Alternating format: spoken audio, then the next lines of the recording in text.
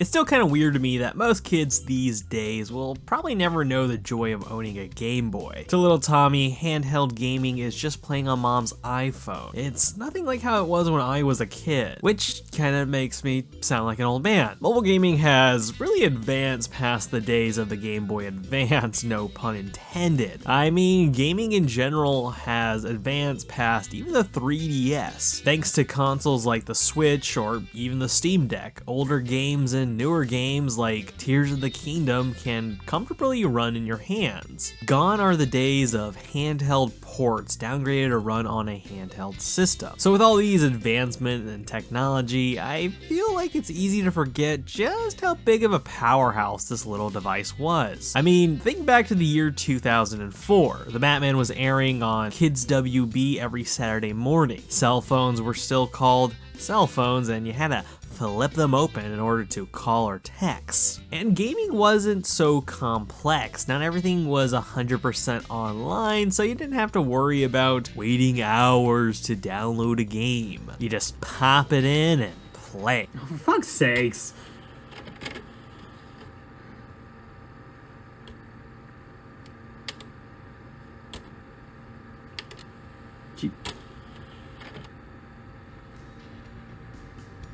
And when you were playing, the game actually had soul to it. It had full content, no need for DLC, and who cared about graphics? I mean, they weren't 100% realistic, nor people actually wanted them to be 100% realistic. They actually had an art style to them. Well, some games. Games used to prioritize fun and engaging gameplay over things like trying to realistically render some asshole actor's face. Then there was handheld gaming. The graphics looked like this and played with limited buttons. There's no way to play Knights of the Republic on your Game Boy, and the ports of the Herb looked like this rather than, well, this. And yet, this little guy was still considered a technological advancement. I mean, prior to the Game Boy Advance, games in the Game Boy Color looked pretty much like this. Remember when there was an actual visual distinction between console generations? Yeah. It was also amazing on what kind of gems you could find on this little system. From fan favorite RPGs like Mario and Luigi to underrated titles like The Herbs, an adventure simulation hybrid, and honestly, still one of my all-time favorite games. Then there was like weird games like Hamtaro Ham Heartbreak, an adventure game about fixing broken relationships. Strange game, but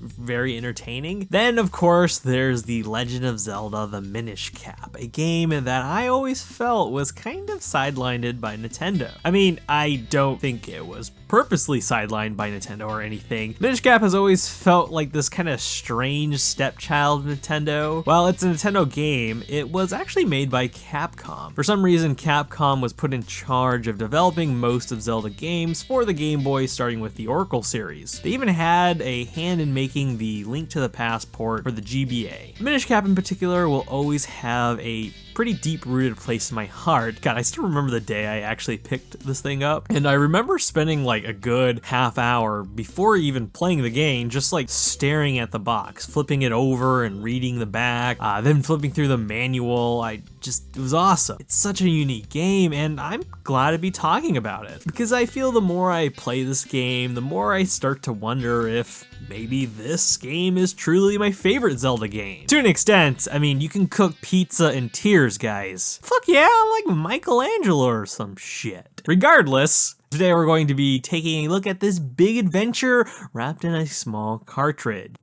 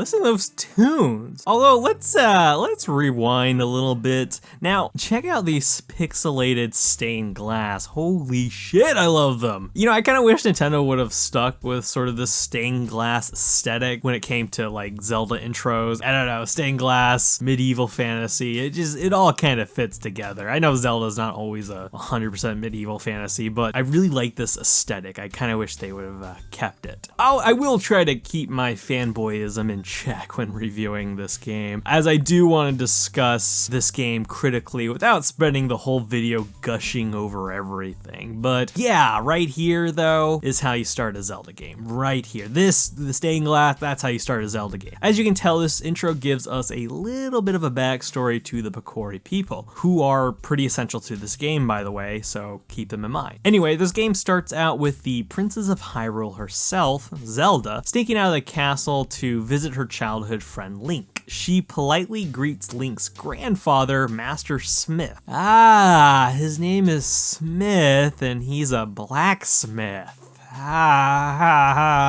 That's really dumb. Naturally, like most Zelda games, our first introduction to Link is of him being awoken. This is when the game allows you to finally take control of our boy. As Link makes his way downstairs, he is greeted by his grandfather and Zelda. As you can see in this game, Zelda and Link are childhood friends, which in my personal opinion, I've always kind of liked it when Link and Zelda have some kind of a connection to their origin stories rather than being total strangers who destiny just so happen to entwine, you know? I like them having, you know, personal history with each other. Anyway, Zelda snuck out of the castle so that she and Link could attend the annual Picori Festival together. Because of the Picoris aiding humanity hundreds of years ago, as the legend in the intro reads, the people of Hyrule put on sort of a thank you festival in honor of. The festival is sort of a bigger deal this year though, as legend does state every hundreds of years, the door leading from Hyrule into the Picori world opens. So this year just so happens to fall on the 100th year, because of course it does. Link and Zelda had plans to attend the festival together, but Link's grandpa also wanted Link to deliver a special sword to the Minister of Hyrule. While Link does have some responsibility being the blacksmith grandson, he also is still a kid, so him and Zelda first spend their time sort of dinking around the festival before of course delivering the sword. I do want to note that in all Zelda games, Link usually has some sort of different backstory.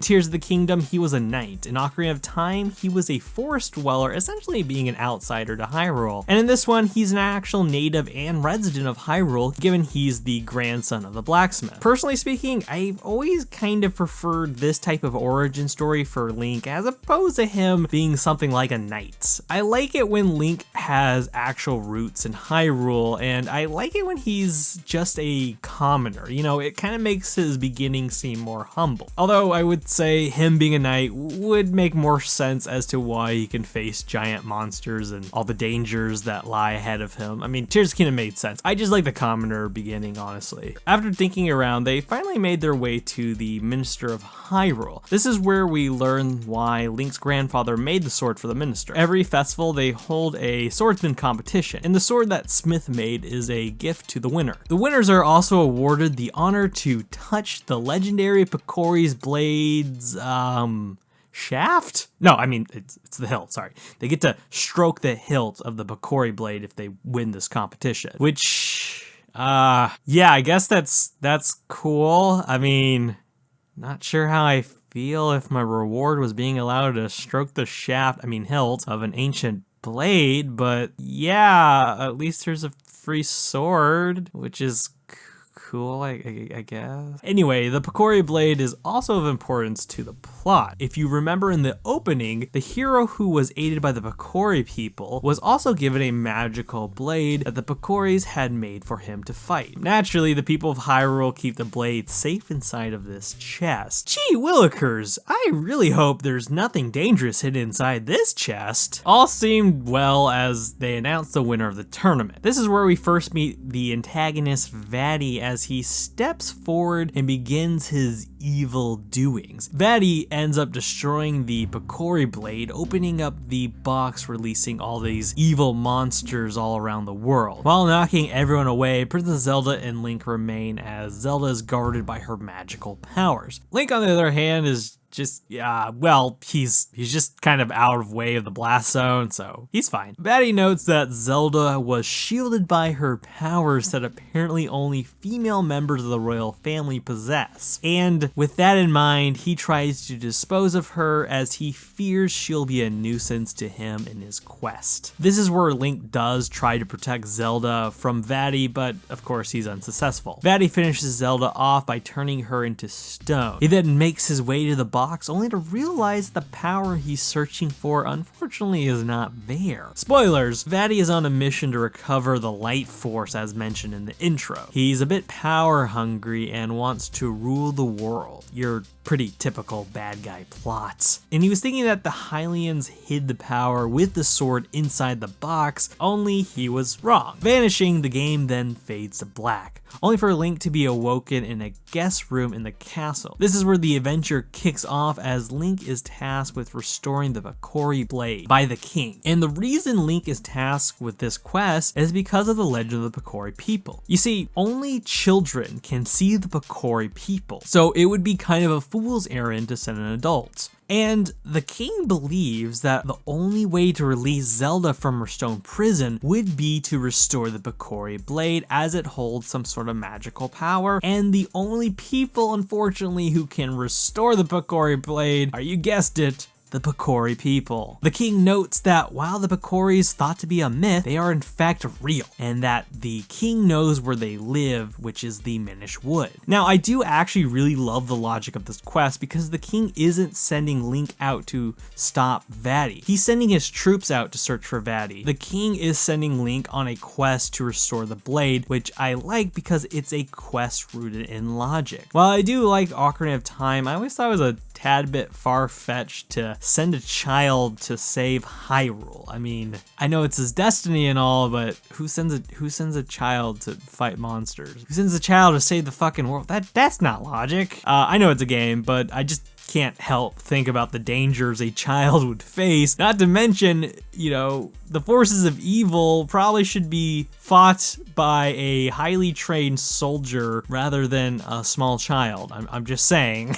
What the fuck, Destiny? I know it's a game, but just questioning shit, okay? Now, given there is going to be a danger in this quest, Link's grandfather does give Link a sword, and Link makes his way to the Minish Wood, thus starting this grand adventure compact in such a tiny system. And I gotta say, what adventure this game is. I would like to note that I am playing this game on a Game Boy player that's attached to my GameCube, which, holy crap, I freaking love this thing, and I'm really glad I finally got my hands on one of these. This device has been such a treat to have. It's been really fun revisiting my small but growing library of GBA and Game Boy games. It feels so natural as well to play the Minish Cap on this thing. I honestly don't miss playing it on a real Game Boy. I mean, the Game Boy player gives me the comfort of gaming on my couch rather than hunching down over a small screen. Plus the sound, guys. The music from Minish Cap is pretty top notch. I kind of feel like it was a crime to have it so confined to such a small system. I mean, I don't feel like the Game Boy speakers are bad per se, but hearing the theme to, say, the Minish Village coming out of my TV with good speakers sound way, way better. And it really allows me to kind of be engulfed inside this world, which shows how hardware can actually change your experience. The music from this game deserves to be played as loud as possible. I mean, just listen to some of these tunes.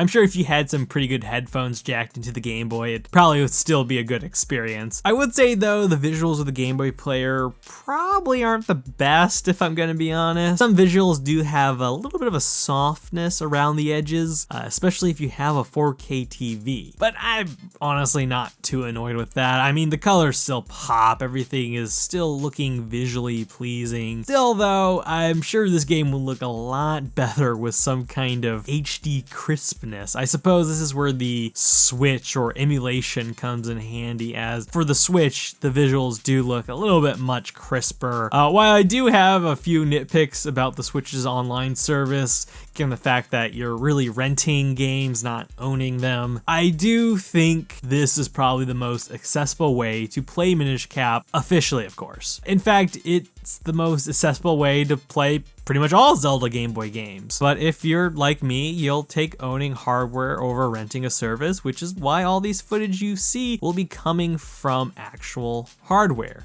the Game Boy player. So I will say, please bear with some of the visuals, as I know some might be a little bit turned off by the softness surrounding the pixels and the fact that not everything looks 100% clear per se. And speaking of visuals, let's talk a little bit about the pixel art. If there is one thing Minish Cap really excels at, it's the beautiful pixel world you get to explore. This game really excels in its visuals. Characters and animations are very energetic and expressive. Areas around the world mixes simplistic pixel art with highly detailed pixel art, especially when Link shrinks down. I mean, look at this acorn, look at this leaf, look at these shadows, look at this waterfall. That's water. There's this really cool effect when you enter the Minish Woods for the first time, where it looks like light is being shined through the trees, and as you move it kind of follows. There's something visually mystical about seeing the light shining through the trees in combination with like the color of the forest being kind of this greenish bluish color. You know, the art style of this game is kind of one of the reasons why I'm unsure if I even want a remake of Minish Cap, given how visually stunning Minish Cap looks. There's just certain things in the Minish Cap that I feel like a game like Echoes of the Wisdom, with their art style, can't really capture certain mystical elements in comparison. It could just be because of how impressive I feel the Game Boy Advance's hardware was during the time. You know, even though this game was on the Game Boy Advance, it feels a little sinful to confine these great visuals to such a small screen. I don't feel like I really appreciated how amazing this game looked until I actually started playing it on my TV and seeing the visuals enlarged. There's just so much detail about this world I feel like could be easily missed if you were just playing on a small screen. Speaking of small, one of the main gameplay feature is all about turning small. I mean, smaller than Link already is. You see, when Link first makes his way to the Minish Woods in search of the Picori people, he meets Ezlo, a sort of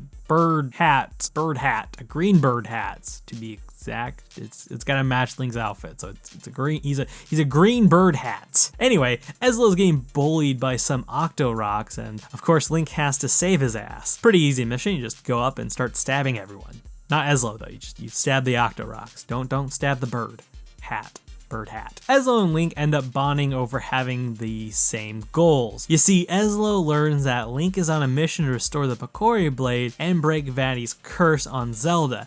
Ezlo is also in a similar predicament, as he was cursed by Vatti himself as well and is looking to break it. Later on in the game, Link will learn that Vatti was once Ezlo's assistant. You see, Hatbird Thing was once a famous Picori mage. In fact, he was the Picori mage, an inventor of all kinds of things. He invented a cap that he was planning on giving humans, a magical cap that would aid them, because Picoris are nice and they want to do good things for humanity. Unfortunately though, his assistant Vatti became corrupted as he became more infatuated with wanting to obtain large amount of power. So he stole the cap, and the cap helped Vatti gain powers that he could use to curse his own master Ezlo, turning him into the green cap we see. With Link and Ezlo both having a similar quest in ridding the land of Vatti's curse, they set out together, and with Ezlo's help, Ezlo teaches Link of a magical ability that will help Link shrink down into Minish size.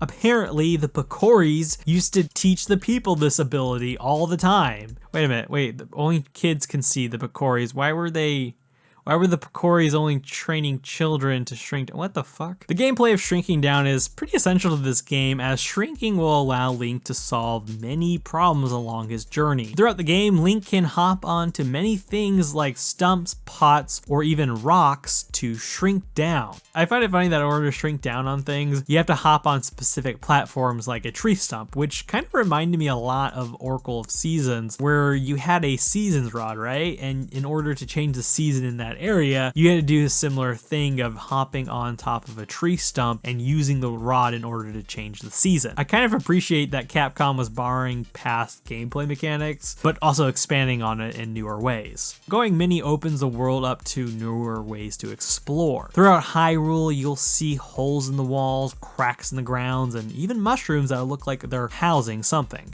My favorite thing about the Minish ability is that some dungeons and areas do require you to shrink down to size in order to progress further by tackling different obstacles. For example, here in the Wind Ruins, you have to somehow stop this mechanical suit of armor from blocking your path. The answer, of course, is super simple. You just find the nearest shrinking portal and then you climb up into the suit of armor, you enter the head, and then you turn off the switch. And presto, this will stop the armor from blocking your path. I really like this stuff because I think it's a creative usage of the game's core gimmick. There's also fun missions that utilize the shrinking mechanics. You see Mario over here? Well, him and his daughter Malin got locked out of the house, mostly his fault. The task is pretty simple. All you gotta do is shrink down, enter the house through this mouse hole? I guess, okay. You grow big and then you start smashing his shit around. And eventually you'll find Super Mario is in fact super dumb as he lost his keys inside of a pot. First of all, why do you have so much pots in your house? And second, how the hell do you lose your keys in a pot? Like, what?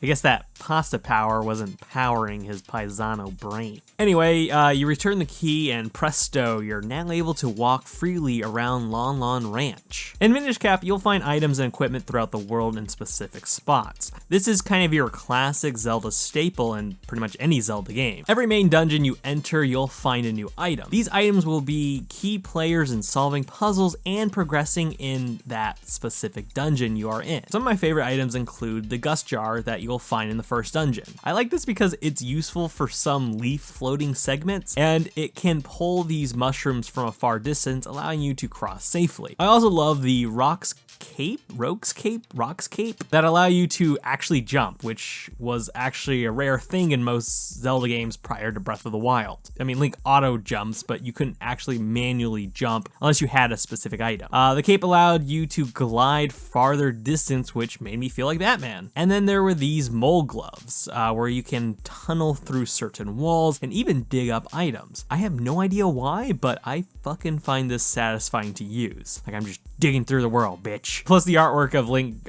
grinning always kind of made me smile. It's like, he seems way too excited to be digging through fucking tunnels. Experimenting with what items can do is something I always looked forward to after finishing a dungeon. I get to see what you can flip over, or see where this leads, or what's behind this wall. You know, it was very fun to experiment in the open world with a new item you gathered. I would say though, the most important equipment in this game is the Picori Blade. Given that Link's goal is to repair the Picori Blade, on his quest he learns that in order to do so, he must find 4 elemental stones. You got the Earth Element Stone, the Fire one, Wind, and Water. Once Link obtains the first stone, he'll have to make his way to Mount Krenel.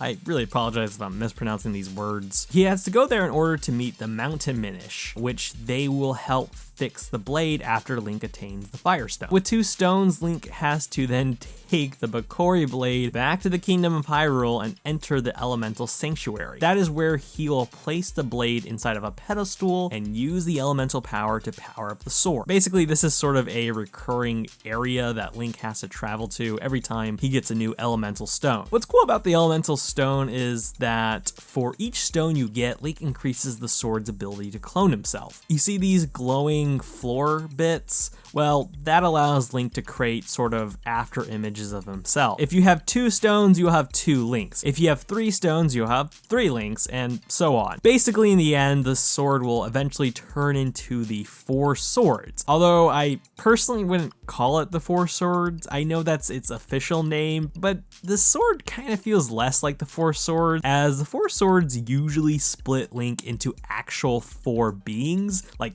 physical beings. The Picori Blade gives Link 3 astral projections, and he's the only one who's a physical being. If one of these things just like bumps or slide against an object or whatever, they'll just disappear. If Link gets hit or one of them gets hit, they're pretty much gone as well. So yeah, that's a bit lame in comparison to the actual Four Swords. The after images though do have useful gameplay mechanics, as Link can use his clones to step down on floor switches that all need to be pressed at the same time. Sometimes you also have to hit objects at the same time, and the after images can even increase Link's strength and push boulders out of the way. Whoa, hold on a sec. They can push objects, but they can't accidentally hit a wall? What?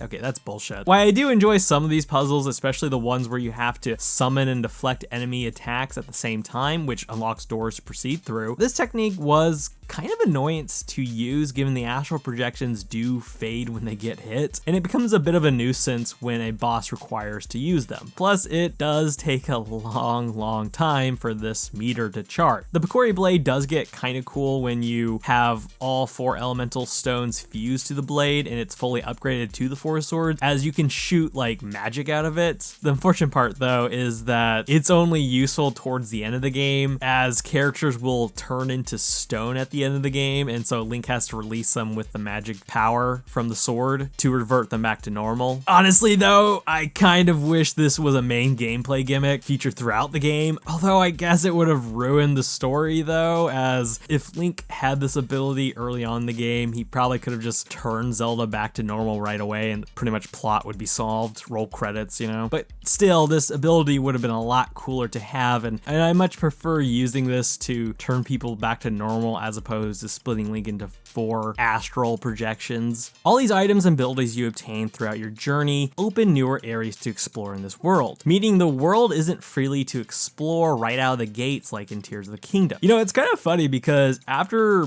playing Minish Cap for this video, I decided to replay Tears of the Kingdom and kind of compare a little bit of the old to the new, and honestly, I noticed that I found myself a little less excited to explore the open world structure of Minish Cap. While I do like it when open world games have restrictions, essentially forcing you to work at unlocking it rather than the world just being 100% open right out of the gate, honestly, after replaying this game structure over and over again, it does start to feel a little too tedious, as the linear structures makes all my actions feel quite limited. I guess I just kind of dislike the lack of choices I have, and I kind of hate having to wait and finish the next dungeon in order to explore areas that I'm interested in exploring. I'm very limited because if I don't have the right item, I can't progress further. And it's pretty annoying because sometimes all I want to do is just explore the world. You know, I don't want to do main quests, I don't want to do side quests, I just want to see what this world has. But exploration all depends on where you're at in the game, which all makes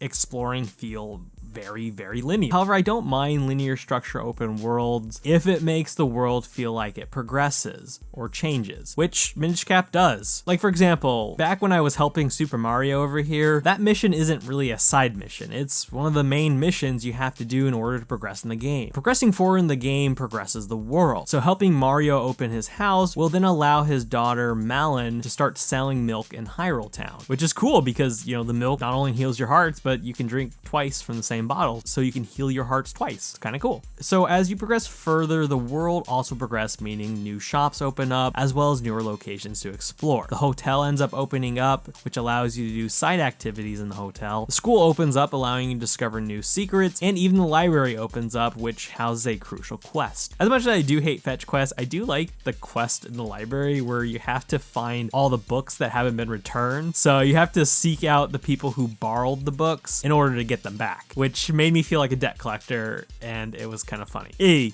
you got my books? Where's my books? Fuck you. Hey, I'm Italian, like Mario.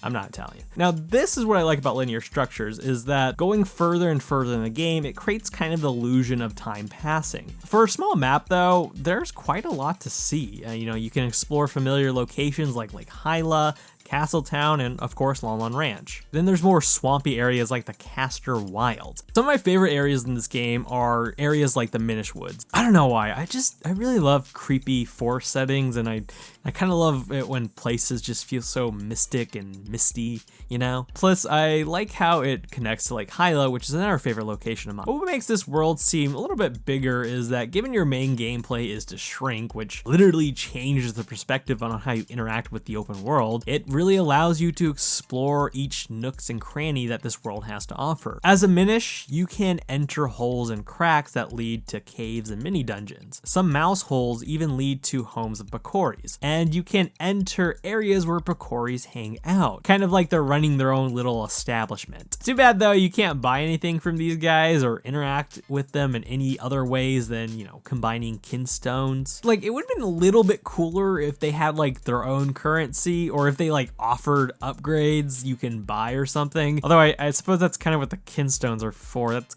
kind of their currency. Even areas like Mount Krenel and the Minish Woods have Minish villages you can explore. Minish Woods is also where you get to meet the Elder Picori, who tells Link about the 4 elemental stones. It's the village Link first meets the Picoris, and it's also where he gets the Jabbernut, which allows him to talk and understand the Picoris, as they apparently have their own language. I do kind of wish though there was more to this village. I mean, I really do love the aesthetics of this village. I just wish there was a little bit more. Like, I wish there was actual shops you can buy stuff in, and I kind of wish the town evolved the same way Castletown evolved. But I do love the thought that went into this village. The music, the scenery, the fact that Picoris can live in shoes, it's all very whimsical. In my art portfolio video, I did talk a little bit about the dungeons from Minish Cap, but I kind of glossed over a few details. For starters, while I do still think that the dungeons are cool in the game, after replaying Minish Cap for this video, I kind of found myself noting that it's kind of the weakest part of Minish Cap, which is not really a good thing to say about a Zelda game, but I think that they're weak, not because they're bad, just a little underwhelming. In Minish Cap, there are about 6 dungeons. One dungeon is literally a filler, honestly, like it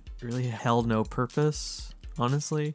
Anyway, given Link's quest is to gather the 4 elemental stones, he must find them hidden in dungeons, which is pretty standard for Zelda's mission structure. The first dungeon, the Deepwood Shrine, has Link go from the Minish village into this small, tiny structure. The one thing I do not like about this temple is that, given that it's the first dungeon, the game treats it like a tutorial for some odd reason. I'm not saying there isn't tutorials in Zelda, I just found it weird that they kind of held your hand throughout this first dungeon. I don't know, it just felt very slow. That, and Eslo will stop you repeatedly throughout the dungeon and tell you what things do, like what are keys or what are locked doors, or just very, very obvious things. He's gotta stop you and tell you what it is. It's like, I know what a key is, Eslo. I'm not an idiot. Honestly though, Eslo does this not just in this dungeon, he kind of does this throughout the entire game, which gets old super fast. He will constantly stop you just to tell you what the most obvious things are, and then he will also spoil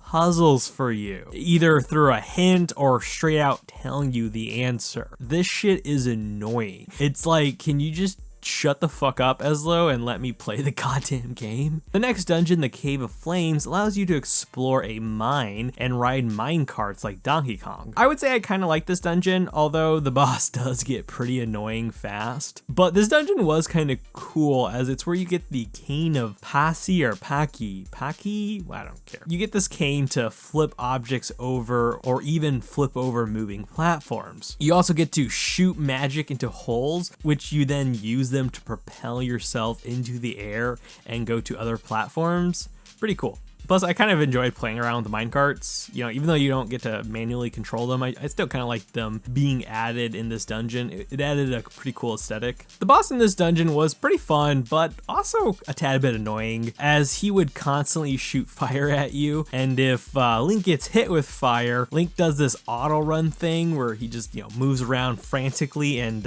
he's hard to control. What sucks is that he would then auto run into more fire, and then the cycle keeps repeating. Kind of got annoying pretty pretty fast. But I do like the gameplay of having to flip over his shell and stunning him, and then, you know, as he's stunned, his head falls and you run across his head like a bridge, and you just, you know, you start stabbing him, and that was kind of fun because, you know, stabby stabby. The Fortress of Winds, not to be confused with the Palace of the Winds, is probably my least favorite dungeon in the entire game. First of all, this is the dungeon that's a red herring. You do not get the Windstone in this game. You get the Windstone at the Palace of Winds. This, for some reason, the Fortress of Winds, I don't know, red herring, filler, you get nothing out of this dungeon, and it was boring.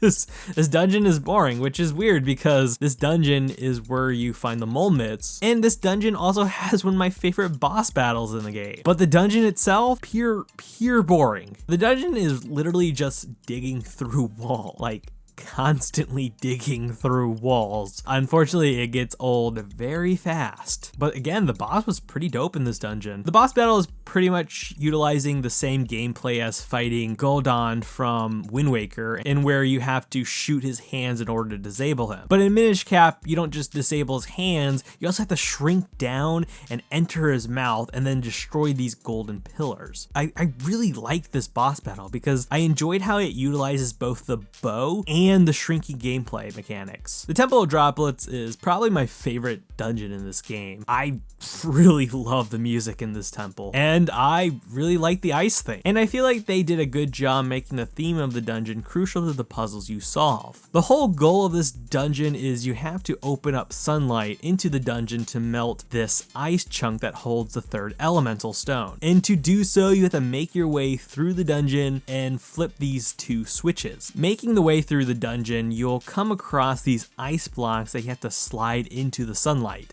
and I really love this. And I even love how some rooms don't have any light shining through them, so you have to explore a little bit further in order to find switches that will open sunlight into that room. I'm a big fan of Zelda dungeons that allow you to manipulate the environment of the dungeon. The Temple of Droplets does include a slight riddle-based puzzle. It's a super easy puzzle, as you find a stone marker that says something like, "The way forward is hidden in the bottom of the pot," which was super easy to decipher when you see this pot-shaped structure sticking out of the water. All you gotta do is swim to it, dive to the bottom, and find the key. It's super easy to piece together, but the thing is, I like these type of puzzles, and I appreciate that they included these type of puzzles, you know? I like puzzles where you have to read a passage and decipher meaning from it, so it was kind of cool that you at least got a little bit of that in this game. The last elemental stone is found in the Palace of Winds, which requires you to first collect these golden Kinstones to unlock a whirlwind that will send you to the Tower of Winds. Once you're at the tower, you can then make your way to the Palace of Winds.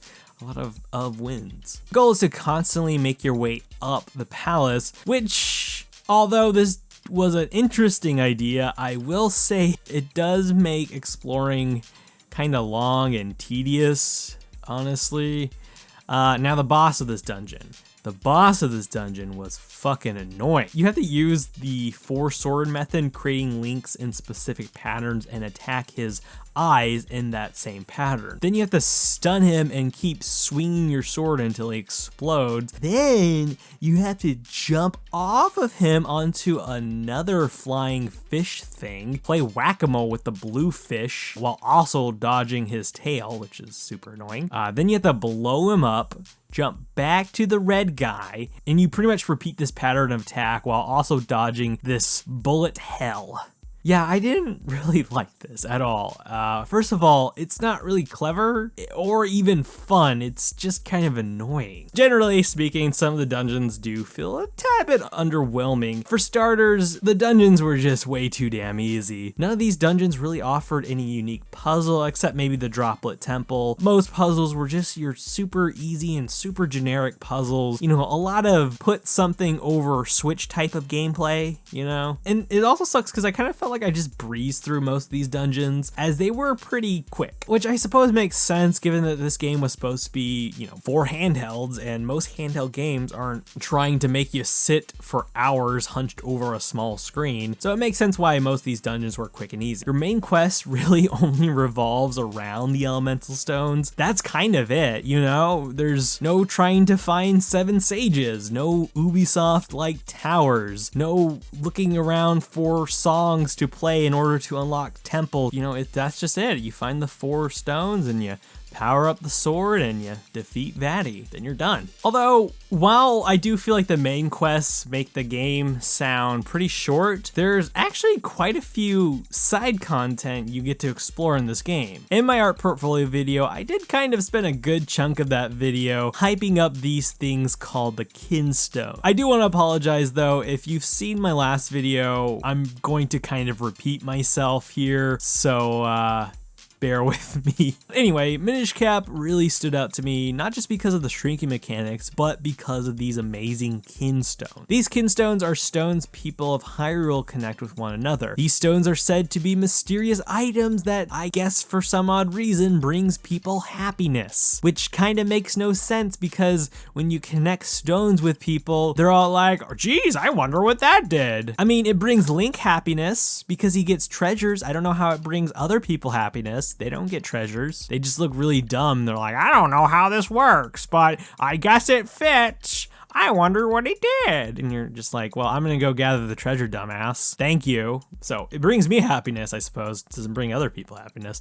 Anyway, you first learn about these stones from a guy called Hurdy-Gurdy Man. What the fuck? I think he's supposed to be a Picori, but somehow found a way to turn human size. That or he's just wearing a mask. I don't know. It's kind of funny because as a kid, I remember kind of ignoring this feature and just focusing on the dungeons, which honestly you can do so. I mean, you don't have to collect these Kinstones at all. The only time you have to collect these Kinstones is that some missions in the overworld does require you to find golden Kinstones that you have to fuse with objects in order to further progress to your next destination. So you kind of do have to learn how to use them, but you don't have to collect them. You know, as a kid, I just really didn't care deeply about these stones, but as an adult, I fucking love this shit. I found that I love running around collecting stones with fake people a little bit more than tackling the dungeons. I love these things, and I think it's really because of the output these stones offer. There are 3 main colors you get to collect, and of course the gold one, which I already explained. The 3 stone colors are green, blue, and red. Now, at first, I honestly didn't really understand what the major difference were between the 3 of them. I did notice that connecting red and blue gave me better rewards than connecting green stones with people. But it wasn't until I picked up a copy of the official Minish Cap walkthrough book that I started to learn about what the difference between these stones were. There's also a mysterious crunchy stain on the back of this book. I really hope this is jelly or some kind of food. Maybe soda?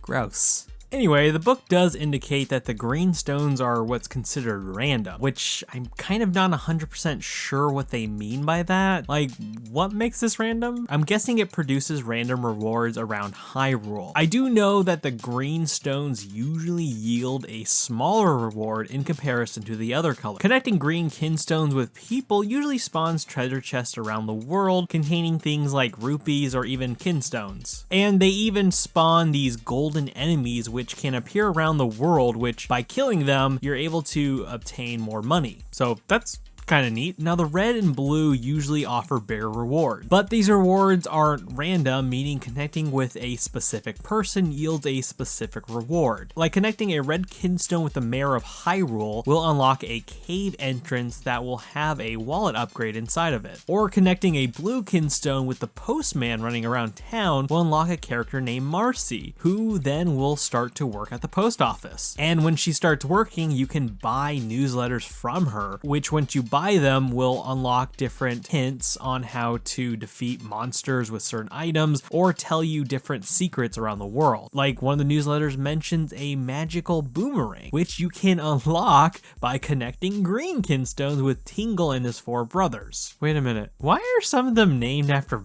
body parts, and why is he named Tingle again? Ew. Connecting these stones will then unlock a cave entrance. Inside contains a treasure chest with a magic boomerang, which honestly was a very useful item as you can control the boomerang's movement manually and it allows you to stun enemies. By the way, this Tingle Kinstone quest is the only time the green Kinstones aren't considered random. What I like about the blue and red Kinstone is that they can also activate what could be perceived as side quest, kind of. They're side quest-y, you know?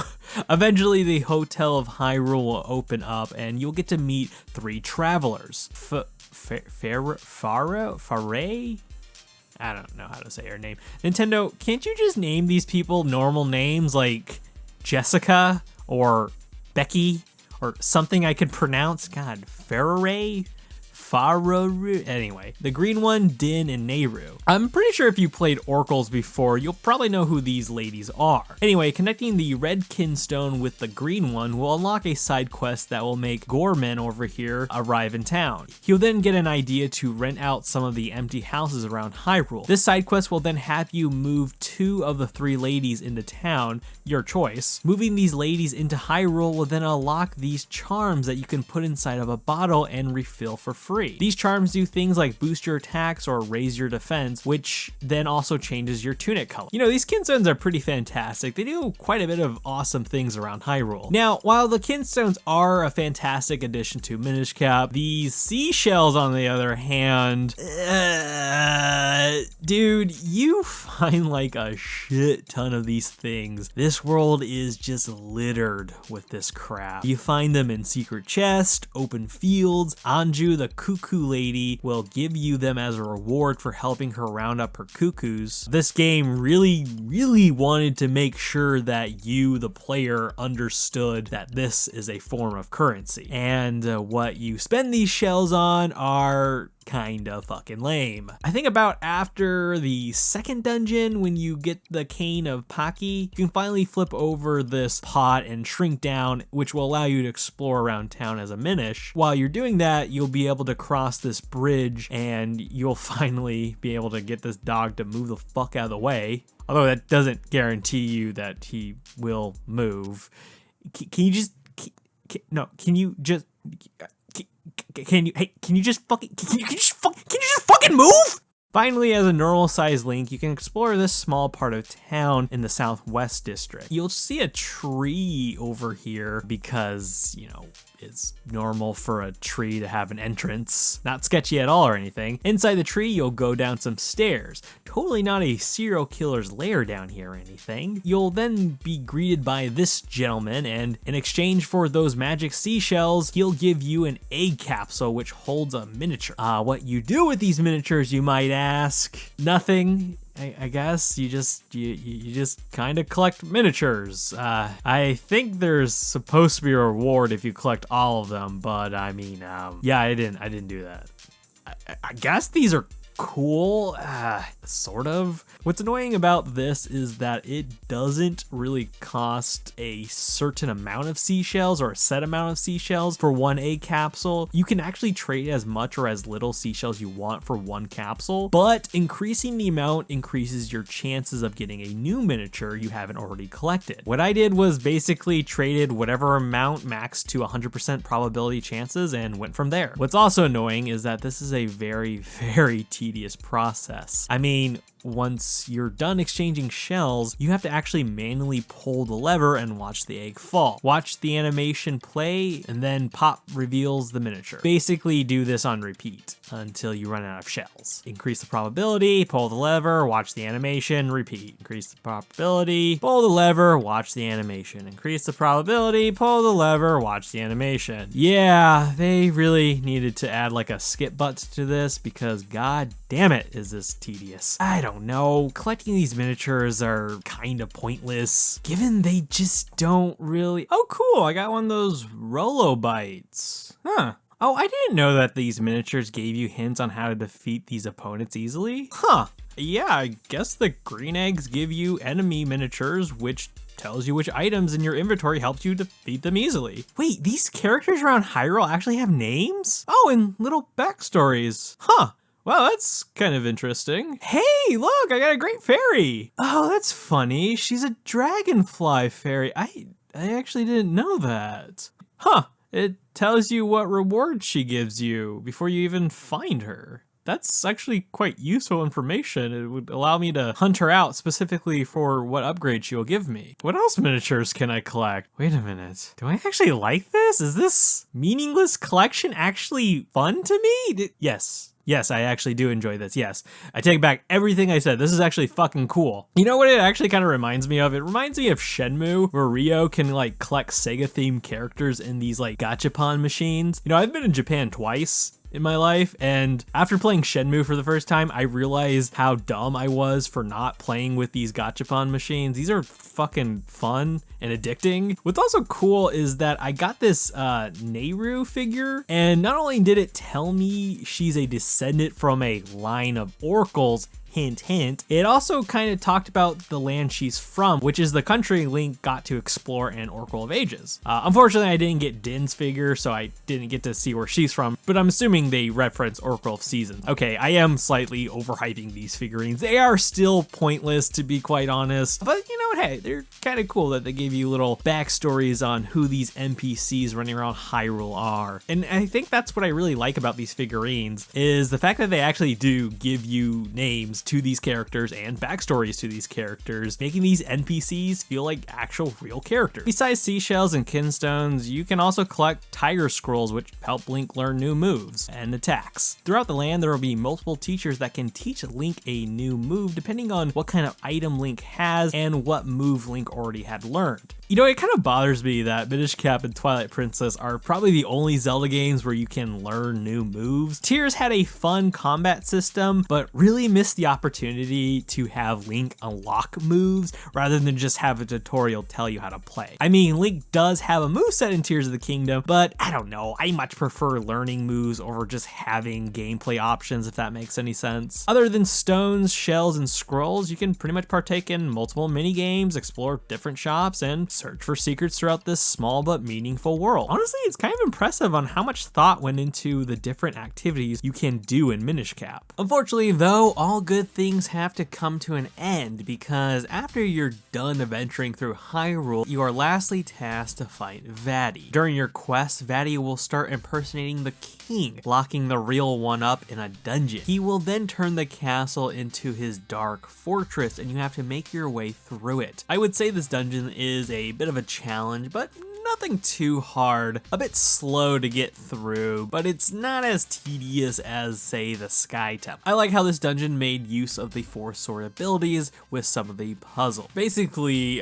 this dungeon puts everything that you've learned throughout the game to a test. Now, what's a bit of a challenge was, after you make your way through the dungeon and you finally get to open the final door with the big key, and you finally get to face off against the bastard Vatti. Before you do so, though, Vatti apparently is a little bitch, as he has his henchmen try to stop you while he performs some kind of ritual on Zelda. The ritual goes that after the 3rd chime from a bell's ring, he'll finally have Zelda's powers. Vatti learned during your journey that the golden power he was searching for all this time resides in Zelda herself, which honestly I probably could have told him that. I mean, she deflected his magic in the beginning and she's only what, 10, 12? Like, I don't know, put 2 and 2 together, Vatti. What 10-year, 12-year-old can fucking do that? Vatti doesn't know how to use common sense, apparently.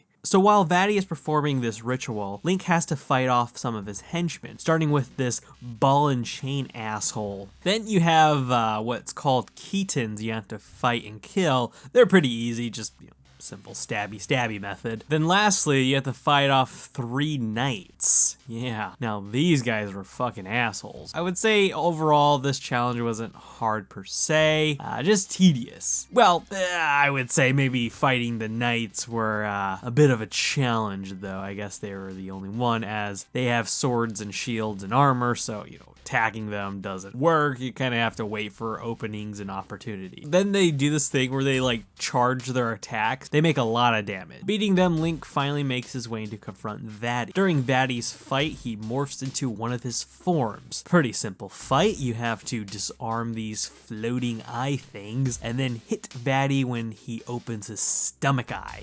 I'm no doctor, but I think you should probably get that looked at. The challenge though is that he shoots fire at you, so when Link gets burned, he does the stupid auto run thing. Yeah, that gets annoying fast. The eyes also shoot lasers, so if you're on fire, you'll also run into them. Also, the eyes will eventually form a mist around them, so you gotta use the gust jar to suck them up. Not like that. All right, finally, time for the final blow. All right, let's hit him in his, hey, hit him in his, hey, God, just hit him. Hit him!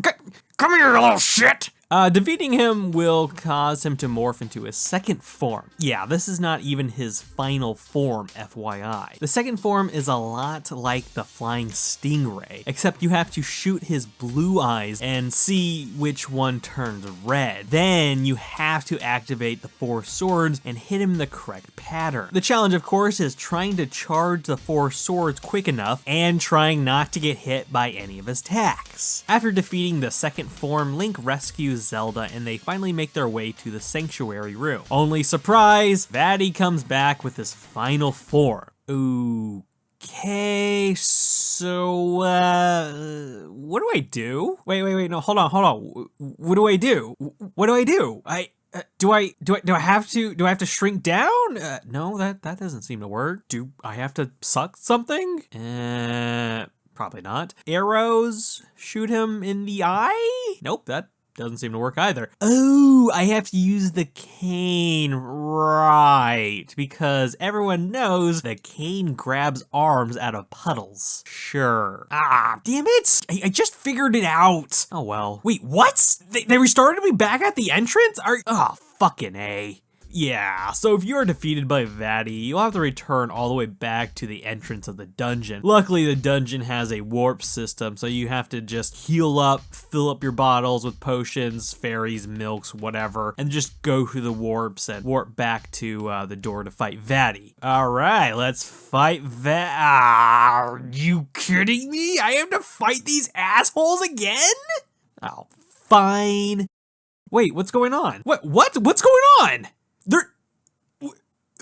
I lost? Wait, there's a time limit in the section? Yeah, so apparently if you take too long fighting the knights, there's a fucking time limit. Why would you put a time limit while fighting one of the most tedious enemies in the game? I've never encountered a time limit before this.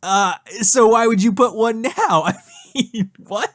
And why not have a clock that indicates any of this? You assholes really expect me to count the minutes or something? Who made this shit? Okay, get through these assholes, defeat his 2 forms, free Zelda. Nice. Okay, now let's make our way to Vatti's final form. Oh, by the way, little pro tip from an idiot like me. Before entering the sanctuary and facing Vatti's final form, if you head downwards into this room, you'll see all these pots. Well, if you have some bottle spaces, you can smash the pots and release the fairies and then use the bottle to trap them. You can make multiple trips back and forth as the pots will respawn when you leave and come back. The fairies will also heal you up and revive you if you die. Pretty standard Zelda mechanic. Dummy me forgot about this room in my first run, which is probably why I died. Okay, let's finally defeat Vatti. Pull the arm out of the puddle with the cane, shrink down, enter the arm, and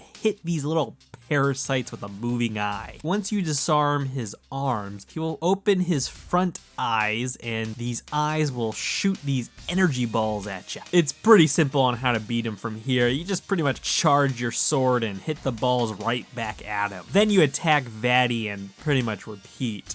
The trick, though, is dodging his other energy balls. And there you go! Vatti is finally defeated, and the cap that Vatti stole from Ezlo is finally free from his captive. The cap, of course, acts kind of like the Triforce in that whoever has a pure heart can make a pure wish. Ezlo gives it to Zelda to wish away all of Vatti's destruction of the land, causing everyone who was turned to stone to return back to normal and ridding the world of all of the monsters. The game ends with Ezlo, Link, and Zelda finally saying goodbye as Ezlo is about to return to his world. The door has finally opened and we part ways. But before Ezlo goes, he leaves Link his iconic green cap. And then he leaves and the game fades to black. It's kind of a bittersweet ending. I mean, while Link and Zelda did in fact save Hyrule, Link still has to say goodbye to a dear friend as he has to return back to his world. And,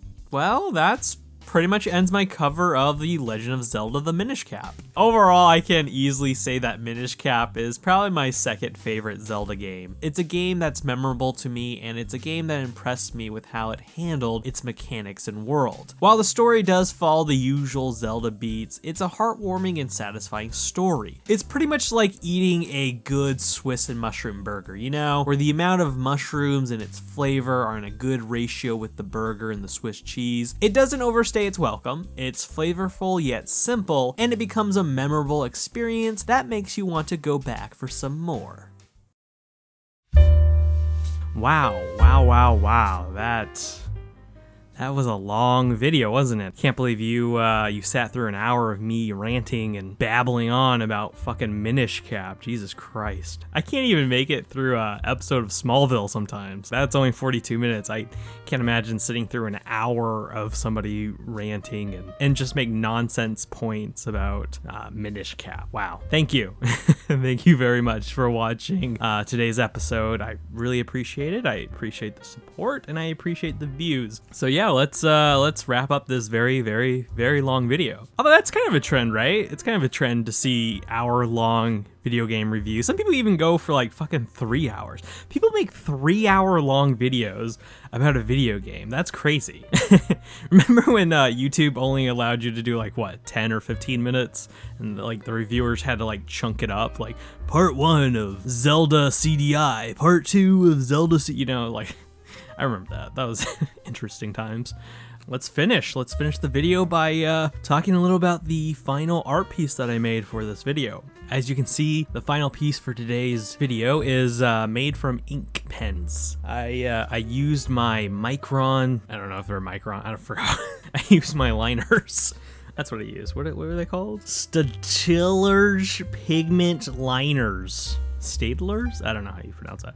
I use their pigment liners. Yeah. I've been doing a lot of inked drawings lately. I don't know, I'm just trying to get back into physical ink. I used to do it all the time in high school, and I find myself kind of missing that aesthetic. Yeah, so this illustration piece was inspired by observing some of the furniture and decoration that the Picoris have around their living spaces.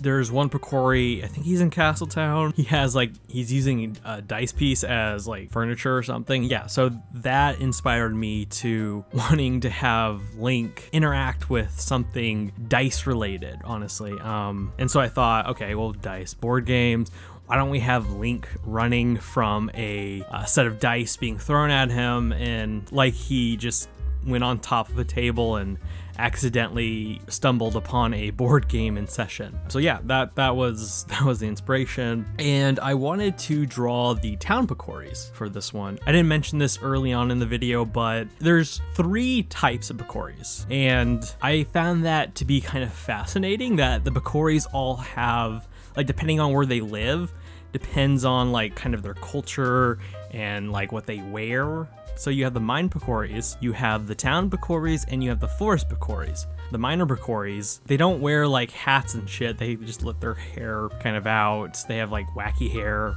they wear goggles, and they kind of remind me of dwarves. You know, like dwarves where they go in the mines and they're tiny and they're chipping away at rocks and shit. That's kind of what they remind me of. They hum and sing, you know? It's pretty similar to dwarves. And then you have the town Picoris. The town Picoris, I think, are my favorite design. of all the Picoris, because they wear more like wintry clothing. Like they have hats with those palms on top of them. They wear kind of like thick coats with like fuzz around the collar. You know, I like their design. They look very Christmassy. And then you have the forest Picoris, which are more popular because, you know, you see the forest Picoris in promotional arts. Most people, you know, when they draw fan art of the Picoris, it's always the forest Picoris. The forest Picoris are more iconic because, you know, that's where Link meets the Elder. That's where he learns about the Picoris. The whole lore of Picoris start with the forest Picoris. So they wear more organic material for their clothing. They have red caps like gnomes, and they wear like leaves and shit for their clothes. They're pretty cute creatures. Those are the difference between the three Picoris. Besides Link and the Picoris, the nerdy guy is throwing some dice and he's playing a Metroid board game, which was odd of a decision to make. I can't remember why I chose Metroid. Okay, this is what happened. As I'm drawing this, I'm trying to keep it kid friendly, right? Because I'm like, this is Minish Cap, you know, we're not gonna do the typical fanboy shit. You know, this is Minish Cap. It's meant for kids. And then I drew his shirt and I was like, yeah, I'm gonna draw a hot chick on his shirt with big boobs. I'm like, this is like Samus. I think that's what, and then I was like, yeah, I'll just make it a Metroid themed board game. He's already wearing like a Samus-y kind of shirt anyway, so might as well turn into a Metroid board game. I don't know, it's not your typical fanboy shit that I usually do, so kind of kid friendly, I guess. Speaking of kids, I don't really draw a lot of kids, right? And drawing Link, I was trying to keep him to look 10. Because Link is about 10 in the game. Looking at him now, I feel like I made him look too teenage-like. He doesn't look 10, he looks like a fucking 15-year-old. I failed on that aspect, but yeah, whatever. I don't really care to draw kids, you know? Don't really care. Yeah, so hey, it's rough trying to, you know, differentiate your characters, you know? I know I get caught up with the same face syndrome or whatever. But yeah, the drawing Picoris were quite unique. Quite interesting because they're human-like, but their faces aren't human-like.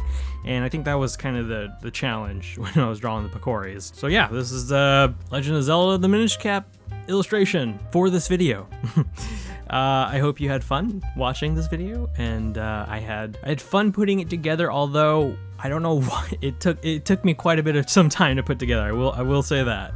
It's an hour-long video, and I did not expect it to be an hour-long video. It took quite some time, yes. I had teased this video either in April or May. Now it's fucking July.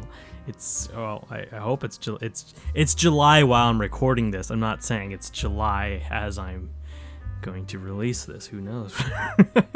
Maybe there's more work I have to do, I don't know. But yeah, thank you again for watching. I hope you had fun. Hopefully in the future I won't make super long videos unless people like long formatted videos. I try to keep my videos at least at 40 or 45 minutes. It's always, if I'm gonna do long videos, that's usually my goal. I just had a lot to say about Minish Cap, I guess, so we have a hour-long video. I'm making it longer just by rambling. Now I'm just gonna close, and so yeah, thank you again. Goodbye.